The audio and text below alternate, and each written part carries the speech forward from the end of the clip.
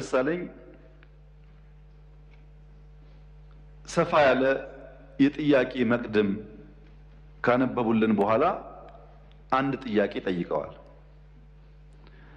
ለዚያ ጥያቄያቸውም ራሳቸው ምላሽ ሰጥተዋል። ጠይቀው ስለመለሱ እንዲሁ ማለፍ ይቻላል። ነገር ግን ለሳቸው ክብር፣ ለዚህ ምክር ቤትም ክብር ሲባል አንዳንዶቹ ነገሮች በግርድፉ አንስቼ አልፋለሁ። አንደኛ ይሄን ጦር ሰባቂ መንግስት በዚህ ልክ ክሪቲሳይዝ ሲያደርጉት ህዝብ እንዳይወጣ፣ እንዳይገባ፣ እንዳይማር፣ እንዳያርስ፣ ማዳበሪያ እንዳይወስድ ያደረገውን ኃይል ምን ነው አላየኸውም አልሰማውም አሉት። በህዝብ መሰብሰቢያ በእርሶ ከተማ ቦምብ ንጹሃን ሰዎች የሚንቀሳቀሱበት ቦታ ላይ የሚያፈነዳን ኃይል ምን ነው ዝም አሉት?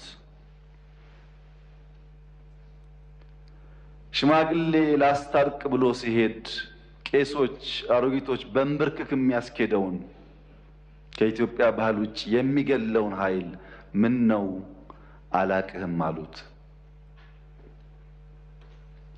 ከሁሉ ደግሞ የገረመኝ በእርሶና በእርሶ ፓርቲ ግንባር ቀደም ተዋናይነት የነበረውን የትግራይ ውጊያ ምን ነው የትግራይ ውጊያ ያሉት? አዝማች አልነበሩ እንደ እርሶ? እነዚህ ሳቢዎች የማያውቁት ሀገር ሄዶ ቁርበት አንጥፉልኝ እንዳለው ስጋ በሊታ ያስመስለዋል። ይሄ ተገቢ አይመስለኝም። በእኛ በኩል ያለውን ክሪቲክስ ችግር የለውም እንፈትሸዋለን። እርሶ ግን ትንሽ ሚዛን ቢጠብቁ ጠቃሚ ነበር ብዬ አስባለሁ። ምክንያቱም ለሰላም ምን ያክል ጥሪ እንዳደረግን በዚህ ቤት ጭምር ስለሚያውቁ። ሌላው በጣም የገረመኝ ጉዳይ የእርሶ መንግስት በቄስ ሞገሴዎች ውዳሴ ያሉት እኛ ሰፈር ፊታውራሪ መሸሻ የሉም፣ ቄስ ሞገሴዎች ምን ያደርጋሉ ነው። ቄስ ሞገሴ ፊታውራሪ መሸሻ በሌሉበት ህልውና እንደሌላቸው ስለሚታወቅ ባይሆንኛ ጉዱ ካሳዎች ብንባል ያምር ይሆናል እንጂ ቤት በኩል ነው ቄስ ሞገሴዎች እኛ ሰፈር የሚታዩት። ምክንያቱም እኛ ትናንትናን ናፋቂዎች፣ ትናንትናን ለማጽናት የምንሸረግድ ሰዎች ሳንሆን ነገን ለልጆቻችን ለመስራት መጋፈጥ የማይጋባንን ጉዳዮች የምንጋፈጥ ለውጥ ፈላጊዎች ነን። ጉዱ ካሳዎች ነን። ይሄንን እሳቤውን እዚህ ቤት የነበሩት ሐዲስ ዓለማየሁ ላፍታ ተነስተው ጥያቄውና ኢትዮጵያ ውስጥ ያለውን ነገር ቢመለከቱ ምን ነው ያብዬን ወደምዬ የሚሉ ይመስለኛል። መንግስታችን ለክሪቲክስ በጣም ክፍት ነው። ኢትዮጵያ ውስጥ ባልተለመደ ሁኔታ ስልክ ያለው ማይክ የያዘው ሁሉ የሚናገርበት ዘመን ነው ይሄ ዘመን። ሐሳብ በመግለጽ ሰው ይታሰራል ላሉት እርስዎ እዚህ ፓርላማ አካባቢ ከመቅረቡ በፊት የዚህ ፓርላማ አባል ነበርኩ። ቅድም እንዳደረጉት አይነት ግላጭ ስድብ አይፈቀድም። ፓርላማ ውስጥ ነበርንበት፣ እናውቀዋለን። ሰው በንግግሩ የሚታሰር ከሆነ ጦረኛ፣ ግጭት ጨማቂ፣ ጆሮ የሌለው ከሚል በላይ ስድብ ምን አለ? እዚህ ፊት ለፊታችን ሆነው እየተሳደቡ እንኳን ካልታሰሩ ሰው በንግግሩ ብቻ አይታሰርም ማለት ነው። ጦረኛ፣ ግጭት ጨማቂ፣ ጆሮ አልቦች ካሉ በኋላ ልክ እናስገባችኋለን በትጥቅ በሁለት ሳምንት 4 ኪሎ እንገባለን ቢጨምሩበት ግን እርሶም አይቀርሉት ነበር። በመሳደብ አይደለም። ከዚያ አልፎ በኃይል የተመረጠን መንግስት መናት ሲጨመርበት ነው ጸብ የሚመጣው። ዩቲዩብ ላይ የተናገረ ሁሉ ጋዜጠኛ ሆኖ ጋዜጠኞች ታሰሩ ያሉት እንደዚህ ዘመን መቼም የኢትዮጵያ ሕዝብ ይታዘባል። ከፓርላማም ውጭ ሰው እንዳሻው የሚናገርበት ዘመን፣ ሁሉ ጉዳይ ፖለቲካ የሆነበት ዘመን ያለ አይመስለኝም። ይሄ ሲባል ይሄ መንግስት ሆሊ ነው፣ ምንም አይነት እንከን የለውም፣ ስራው ሁሉ የተቀደሰ ብዬ ልመጻደቅ አልፈልግም። እርስዎ ካቀረባቸው ሀሳቦች ውስጥ መፈተሽ ያለባቸው ጉዳዮች ይኖራሉ፣ መታረም ያለባቸው ጉዳዮች ይኖራሉ። በእስርም በክስ ሂደትም በሌላም ጉዳይ መንግስት ሁልጊዜ ራሱን ክፍት አድርጎ መፈተሽ አለበት። እንከን የለኝም የሚል መንግስት አያድግም። ነገር ግን ሚዛን ሲጠፋ ለሚሰማውም ትውልድ ለእርሶም ፓርቲ ጉዳት ያለው ስለመሰለኝ ነው። ምክንያቱም ይሄ መንግስት አሁን ያለው መንግስት የእርሶ ፓርቲ መንግስት ሆኖ ያቋቋመው ነው። የእርሶ ፓርቲ ሊቀመንበር የኔ ካቢኔ አባል ናቸው።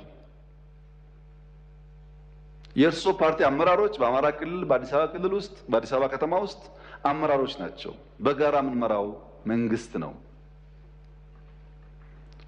እናንተም ስላላችሁ እኛም ስላለንበት ሰዎችም ስለሆን ስንፍናዎች ይኖራሉ፣ ድካሞች ይኖራሉ፣ መታረም የሚገባቸው ጉዳዮች ይኖራሉ። ለምሳሌ ጦርነት በሚመለከት ወደ ኋላ መለስ ብለው የኢትዮጵያን የ100 ዓመት ታሪክ ይመልከቱ። በ100 ዓመት ጊዜ ውስጥ 7 ዓመት ሙሉ ከአንድም ጎረቤት ጋር ያልተዋጋ ብቸኛው መንግስት የኛ መንግስት ነው።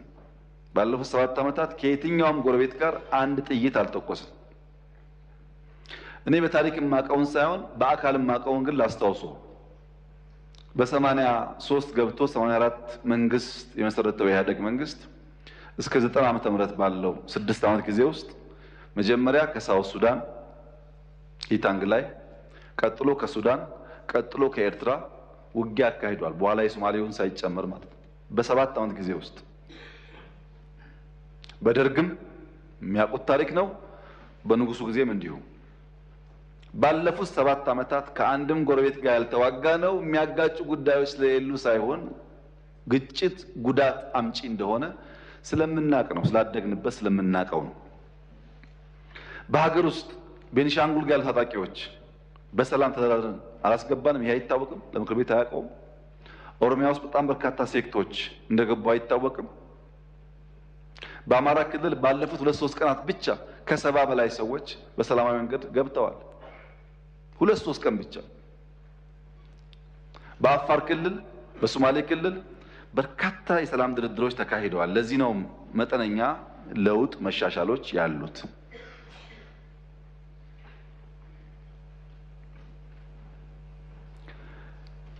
ስለታሰሩ እስረኞች ያነሱት ይህ ፓርላማ እነዚህን እስረኞች ስንቴ ጎበኛቸው?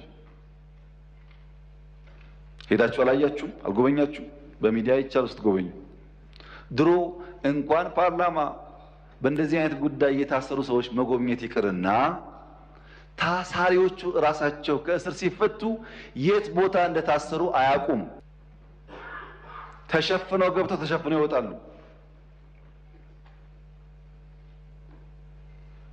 ይሄማ ተቀይሯል፣ ተሻሽሏል፣ ለውጥ አለ። የሚቀር ነገር አለ? አዎ አለ። ጀማሪዎች ስለሆን ማረም አለብን፣ ግን ለውድድር የሚቀርብ አይደለም። ብልጽግና በየትኛው መመዘኛ ከኢህአዴግ ጋር አይወዳደርም። በአደረጃጀቱ፣ በእሳቤው፣ በተግባሩ፣ በሚመራበት መርህ ለውድድር የሚቀርብ አይደለም። ይሄን ለእናንተ መንገር ለቀባሪ ማርዳት ያህል ስለሆነ አልፈልገውም። እኛ ተመርጠን ሳለ ሙሉ በሙሉ ብቻችንን መንግስት መሆን ስንችል በህግም በሞራል የለም ለሰላማችን ሲባል ከሚፎካከሩ ኃይሎች ጋር በጋራ መንግስት እንፍጠር ያልነው ሰላም ፍለጋ ነው። ሰላም ፍለጋ ነው። የታጠቀ ኃይሉ በነፃ ይግባ ሳይጠየቅ ይግባ ብለን ያወጅነው ሰላም ፍለጋ ነው። በየመድረኩ ሰላም ሰላም ሰላም እንለውም የሰላም ፋይዳ ስለሚገባ ነው። ኢንክሉሲቭ ናሽናል ዲያሎግ ኢትዮጵያ ውስጥ ሲለመን የከረመ አጀንዳ ነው። ጠቃሚ ነው። በሺህ የሚቆጠር ሰው ያለውን ማንኛውም ሀሳብ በነፃነት እያነሳበት ያለ አውድ ነው። ይሄ መጠናከር አለበት። ጠቃሚ ነው። በአንድ በኩል ችግር አለ፣ ህገ መንግስቱ ይቀደድ ይባላል። የለም እኛ አንቀድም፣ ህዝብ አወያይተን አማክረን ሁሉም ሳይኖሮት ነው የሚቀየረው ደግሞ ሲባል ፕሮሰሱን አንፈልግም ይባላል። አብሮ አይሄድም። ለምሳሌ ከፍትህ ስራ ጋር ተያይዞ የተነሳው በአንድ በኩል ክስ አቅርባችሁ ክሱ ተጓተተ ይባላል። የኛ ስራ ወንጀለኛ ላልነው ሰው ክስ ማቅረብ ነው። መልሰን ፍርድ የምናስፈርድ ከሆነ የሚታሰበው የቼክ ኤንድ ባላንስ ጉዳይ ጠፋ ማለት ነው። ባይከሰሱ ሳይከሰሱ ታሰሩ ይባላል። ታስረው ከተከሰሱ ግን መንግስት ሚናውን እየተወጣ እንዳለ ቢወሰድ ጥሩ ይመስለኛል። ይሄ ሆኖ ነፃነት ለማስተዳደር ችግር አለ። ዲሞክራሲን፣ ነፃነትን፣ ህግን በቅጡ ልምምድ ስላልነበረን አሁን እንቸገራለን። ለዚያም መንግስት መታገስ ይኖርበታል። በብዙ ባለፈው ፓርላማ ላይ ድርድር እያካሄድን ነው ከተቃዋሚዎች ጋር ብያችሁ ነበር። ከኦነጎችም አማራ ክልል አካባቢ ካሉ የሚንቀሳቀሱ ኃይሎችም ድርድሮች ነበሩ።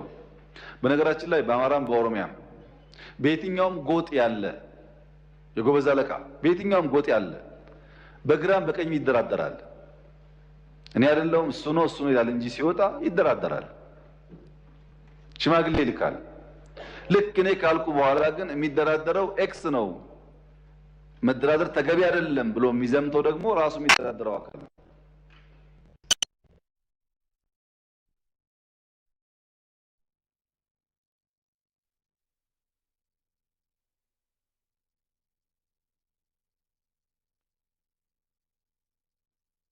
አማራ ክልል ላሉትም እንደዚሁ በሰላም ግቡ። መንግስት ሁልጊዜም እጁ የተዘረጋ ነው። በድርድር በሰላም ጉዳያችን ለመፍታት ትልቅ ፍላጎት አለን። ጥቅም ስለሌለው ዓላማውን ስለማያሳካ 5 ዓመት ብንዋጋ 6 ብንዋጋ ማንም ሰው 4 ኪሎ ስለማይደርስ ዋጋ የለውም። ዓላማ ለሌለው ነገር ደግሞ መጋደል ተገቢ ነው። ሰላሙ ከማንም በላይ እኛ የምንፈልገው ጉዳይ እንደሆነ ቢታሰብ። ሁሉ ነገር ጨለማ ነው፣ ሁሉ ነገር ጥፋት ነው፣ ሁሉ ነገር አዘቅት ነው፣ ሁሉ ነገር የለም ላሉት ክቡር ዶክተር ደሳለኝ እኔ ለእርሶ ነው ያዘንኩት። ምክንያቱም በዚህ ሁሉ ጨለምተኝነት፣ በዚህ ሁሉ ፔሲሚዝም ድንገት እድል ቢቀናውት ለኢትዮጵያ ሕዝብ ምንድን ነው የሚሰጡት? እርሶ በጨለማ ተውተው ከጨለማ ብርሃን ያወጣ ከጭንቀት ብርሃን ያወጣ ተስፋ እንዴት አይሰንቁም? ይሄን አልቻላችሁም እኔ መጥቼ ቀይረዋለሁ እንኳን ቢሉን ነው የሚሻለው እንጂ ሁሉ ነገር ጨለማ ከሆነ ጥሩ አይደለም። ፖለቲካ የሚፈለገው በጨለማ ውስጥ በችግር ውስጥ ተስፋን ማሳየት ነው፣ ለውጥን ማሳየት ነው፣ ወደዚያ ሰውን መምራት ነው፣ መጨበጥ ነው እንጂ ችግር ብቻ መናገር አይደለምና የምንውልበት የምንሰማው የምንነጋገርበት ጉዳይ በገደል ማሚቱ ተመልሶ እያስተጋባብን እሱ ነገር እየኖርነው እንዳይሆን ጥንቃቄ ቢደረግ መልካም ነው ለማለት ነው። እርሶ ምላሽ እንደማይፈልጉ ቢናገሩም ለተከበረው ምክር ቤት ክብር ሲባል አንዳንዱ ጉዳይ ቢታይ ብዬ ነው። ካነሷቸው ጫፍ የወጡ ክሪቲክሶች እና ሂሶች መካከልም ቢሆን ለኛ ጠቃሚ የሚሆኑትን ጉዳዮች ግን ፈትሸን እንወስዳለን። ማደግ ስለምንፈልግ መለወጥ ስለምንፈልግ ከማንም ወገን የሚነሳ ክሪቲክስ በግርድፉ መጣል አንፈልግም። ሚዛናዊነት ግን ከርሶ እና ከመሰሎቹ እንጠብቃለን ለማለት ነው።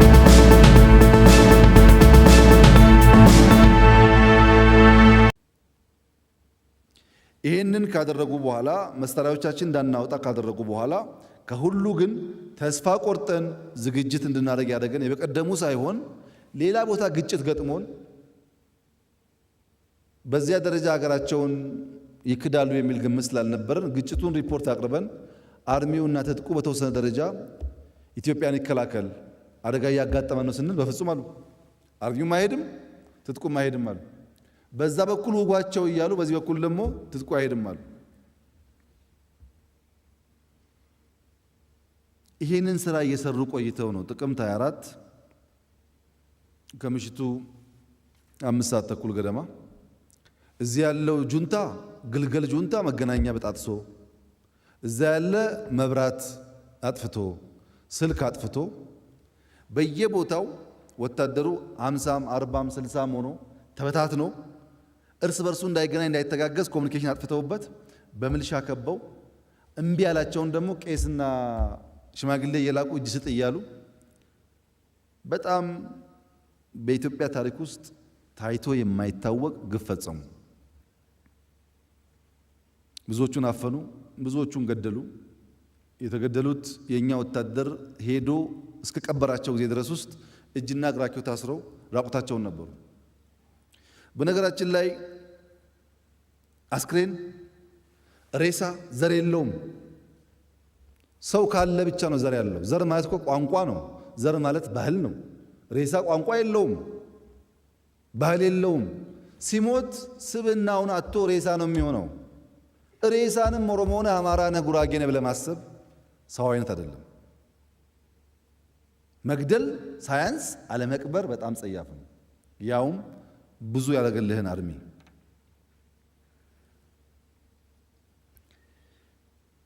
እብሪት፣ ትዕቢት መጥፎ ነው። ውድቀትን ማስቀደም ብቻ ሳይሆን ወደ ኋላ ተመልሶ ማሰብ የሚከብዱ ጉዳዮች ያደርጋል። በእብሪትና በትዕቢት ተወጥረው መሳሪያ ከያዝን እንደዚህ ከሆን ብለው ነው ያደረጉት። ይህን ከማድረጋቸው በፊት በይፋ በመድረኮቻቸው ላይ እኛ የምንለውን የኢትዮጵያ መንግስት ካልፈጸመ እንኳን ኢትዮጵያን ምስራቅ አፍሪካን እንበጠብጣለን። ሚስጥር እኮ አይደለም፣ ለዲፕሎማቶች ይናገራሉ ይሄን እና እነሱም ይፈራሉ። እነዚህ አትንኳቸው፣ ከነካችሁ አካባቢ ይታመሳል፣ እነሱ እኮ እንትን ናቸው የሚል ስም ያዙ።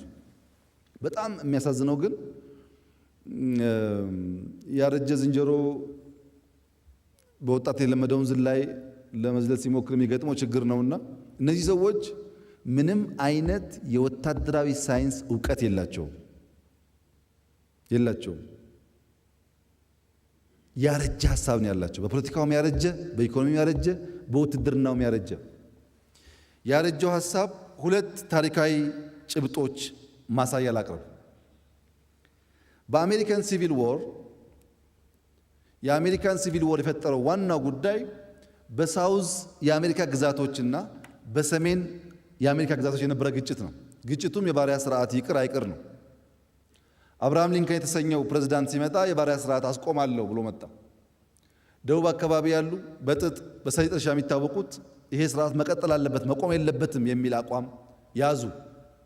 ሲይዙ ጀነራል ጄፈርሰን ዴቪስ የሚባል በአሜሪካን ዎር አካዳሚ የተማረ በደቡብ ግዛት አካባቢ ራሱን ቺፍ ኦፍ ስታፍ አድርጎ ደቡቦች ተገንጥለናል ብለው የአብርሃም ሊንከን አስተዳደር አንቀበልም የሚል ዘመቻ አደረጉ።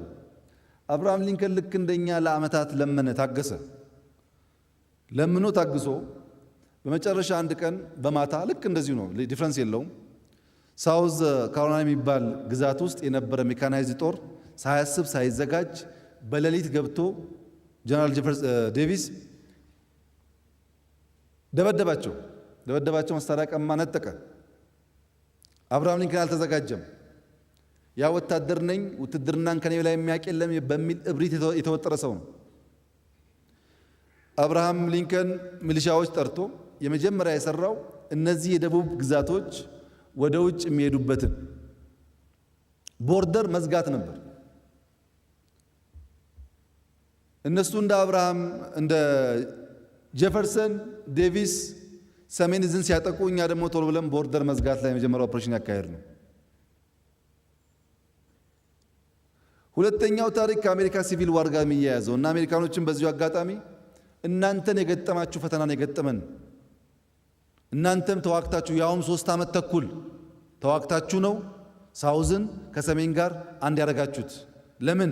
አንኮንስቲቱሽናል ብላችሁ ህገ መንግስታዊ አይደለም ብላችሁ።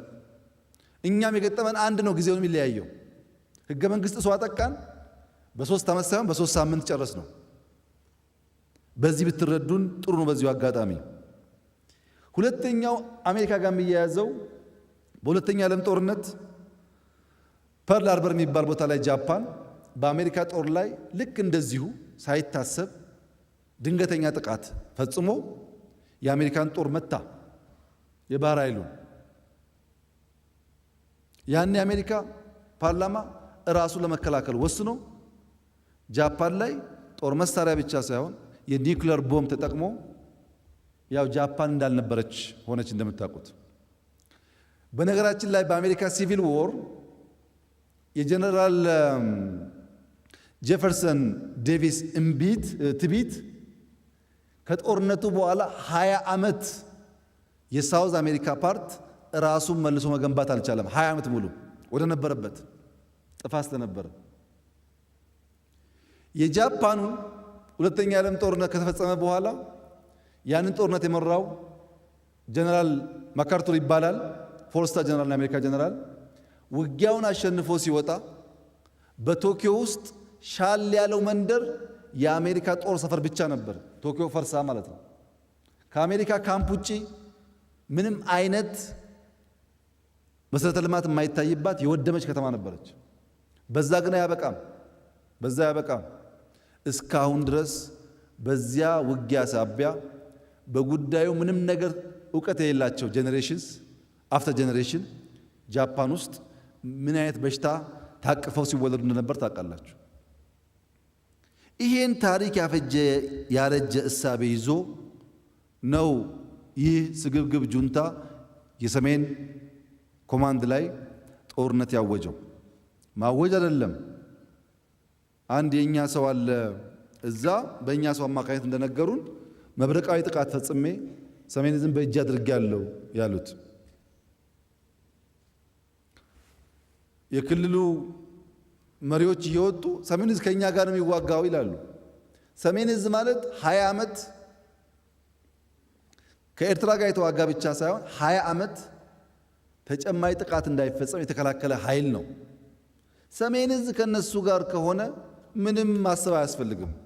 ድሮም የተከላከለ ነው፣ ጩኸት አያስፈልግም። እሱን ይዞ መከላከል ትጥቁ ያለው እዛ፣ ሰው ያለው እዛ።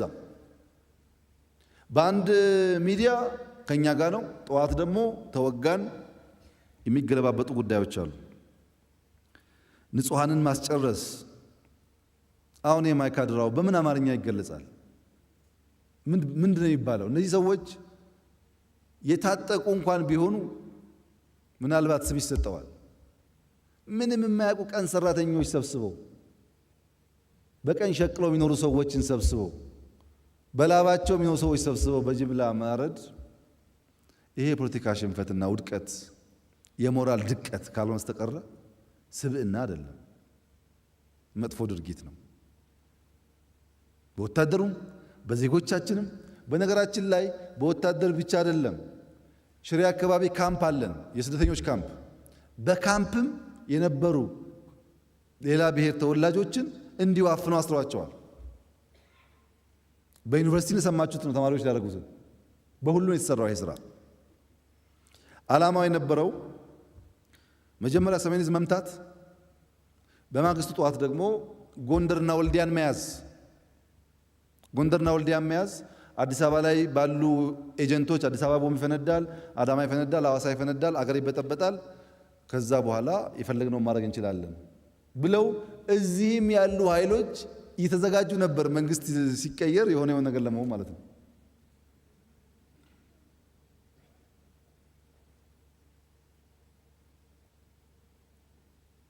የመጀመሪያው ስራችን ጎንደርና ወልዲያን መያዝ እንዳይቻል ማድረግ ነው።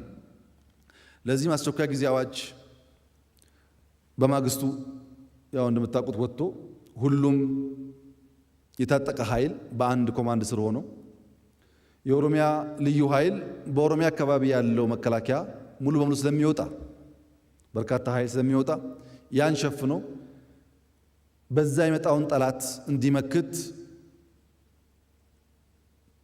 ሚሽን ተሰጠው። የኦሮሚያ ልዩ ኃይል ከፍተኛ ውጊያዎች ሲያካሂድ ነበር። ከፍተኛ ጥቃትም አድርሷል እንደምታውቁት። ያ ባይሆን ኖሮ መሀል ሀገር እንታመስ ነበር ማለት ነው። የአፋርና የአማራ ክልል ሚሊሻና ልዩ ኃይሎች በተለይ በድንበር አካባቢ ላይ መከላከያ ኃይላችን እስከምናስጠጋ ድረስ የነበሩ ጥቃት የሚያጋጥማቸው ኤሪያዎች ላይ በከፍተኛ ተጋድሎ ተከላክለው የጠላትን የመስፋት ፍላጎት አስቆመዋል። የቤኒሻንጉል ልዩ ኃይልና የፌዴራል ፖሊስ በመተባበር ቤኒሻንጉል አካባቢ ያለውን ስራ እንዲሰሩ የፌዴራል ፖሊስ እዚህ ከተማ ውስጥ ሆነው በፈንጅ በቦምብ ሊያሰቃዩ የሚያስቡ ሰዎችን ቀን ከሌት ፈትሸው እንዲያስታግዙ ሰፊ ስራ ሰርተዋል። ለነዚህ ሁሉ ከፍተኛ ክብር ያስፈልጋል። በተለይ የመከላከያ ኃይልን በሚመለከት የተከበረው ምክር ቤት